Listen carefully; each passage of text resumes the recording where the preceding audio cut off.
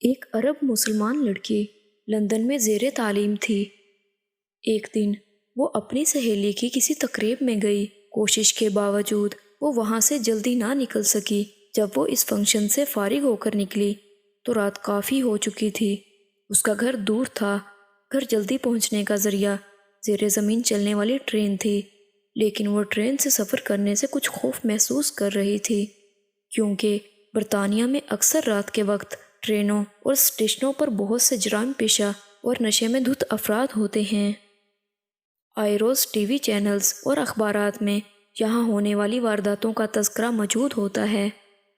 چونکہ اس لڑکی کو زیادہ دیر ہو چکی تھی اور بس کافی وقت لے سکتی تھی، اس لیے اس نے بہت خدشات اور خطرات کے باوجود ٹرین میں جانے کا فیصلہ کر لیا۔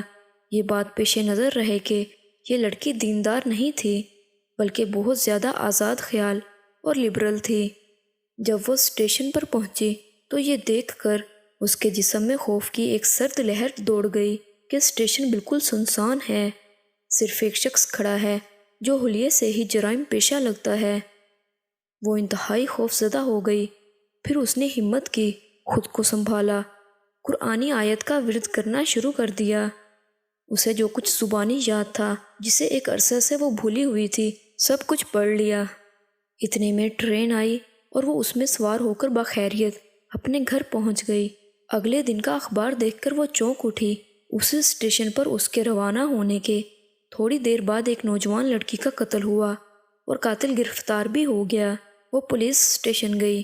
پولیس والوں کو بتایا کہ قتل سے کچھ دیر پہلے وہ اس اسٹیشن پر موجود تھی۔ میں قاتل کو پہچانتی ہوں، اس سے کچھ پوچھنا چاہتی ہوں۔